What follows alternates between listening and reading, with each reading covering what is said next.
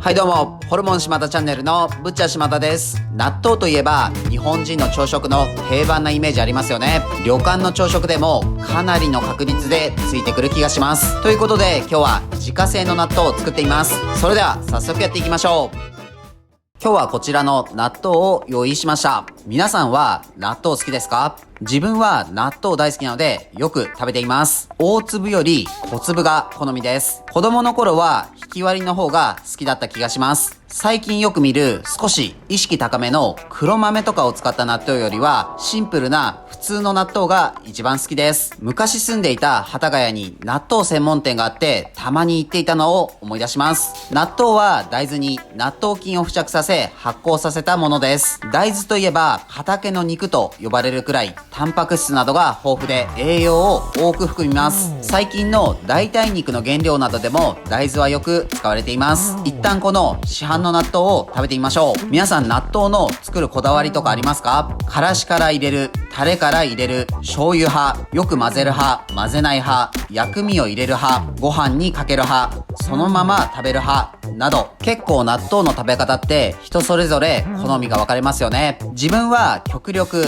混ぜない派です。10混ぜくらいでいい人です。混ぜれば混ぜるほど美味しくなるとも言われますが、あまりふわふわした泡っぽい感じの納豆は好きじゃないです。ビールの泡もあまり好きじゃないから、そのふわふわな感じが苦手なのかもしれません。今日は動画用でいつもより多く練ってます。せっかくなのでそのまま食べてみましょう。納豆美味しいですね。納豆の歴史は古く、発祥に関しても様々な説があります。古い説だと弥生時代とも言われています。当時の住居には炉があり、床には藁などが敷いてありました。住居内で煮た豆が床に敷いた藁にいくつかこぼれてしまい、自然に発酵したのが始まりという説。なんだか以前紹介したピータン発見した時や石鹸を発見した時に近いものを感じます。それにしても大豆ってすごいですよね。納豆、味噌、醤油、豆腐、油揚げ、枝豆、きな粉、豆乳、おから、湯葉、もやしなど大豆だけでフルコースができそうなくらい作れるものがいろいろあります。ということで今日は大豆を使って納豆を作ります。市販の納豆を混ぜて作る方法もありますが、今日はこの前東急ハンズ行ったら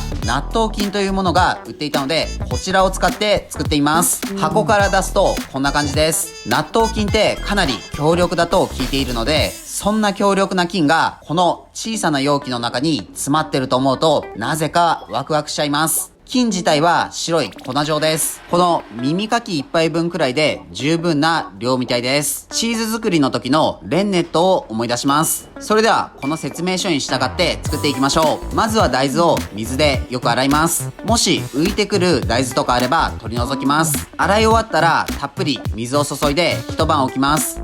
一晩置いたものがこちらです。水を切ります。水を吸って大豆が大きくなっていますね。次にこの大豆をたっぷりの水で煮込んでいきます。指で簡単に潰せる硬さになるまで煮込みます。煮込み終わったら水気を切ります。一度沸騰させて冷やした水に納豆菌を加えて溶かします。その水を先ほど茹でて水気を切った大豆に加えて混ぜ合わせます。タッパーに大豆を分けて布巾をかぶせて輪ゴムで留めます。あとはこの大豆を37度から40度くらいで発酵させます。今日はこの発泡スチロールと電気安価を使って発酵させます。発泡スチロールの中に電気安価をセットし、先ほどのタッパーを入れて蓋をします。それではこの状態で一晩置きます。一晩経ったので開けてみましょう。すごいアンモニアっぽい鼻につく匂いが充満しています。確認のため一つ開けてみましょう。納豆っぽい見た目です。この状態だとアンモニア臭が強いので冷蔵庫で1日置いて馴染ませます。こちらが完成した納豆です。早速開けてみましょう。あれ？思ったよりネバネバしません。匂いは完全に納豆です。少しネバっとしますが、糸を引くほどネバネバ感はありません。今回温度計では37度くらいにはなっていたんですけど、菌が少なかったのか時間が短かったんですかね。納豆ができるまでの工程が知れただけでも大満足です。これだけの労力を使わないと納豆ができないなんて大変です。今はいつでも気軽に納豆が買えるなんて幸せですね。とりあえず味がどうなのか食べてみましょう。いただきます。今日は秀地ビールの栗黒を飲んでいます。和栗のペーストを副原料としたビールです。まさかのおかめ納豆と同じくおかめのマークがついています。スタウトで色は名前の通り黒いです。香りに栗っぽさはあまり感じません。口に含むとチョコレート、モンブランと思うような栗を使ったデザートのような濃厚な味わいが口いっぱいに広がります。今までカカオを使ったビールとかも飲みましたが、一番余韻にチョコレートっぽさを感じたかもしれません。これはまた別の機会にデザートとかと合わせてゆっくり飲みたいです。そんなスタウトを今日は納豆に合わせちゃいます。そういえば初めてギネスを飲んだ時に納豆感を感じたんですけど、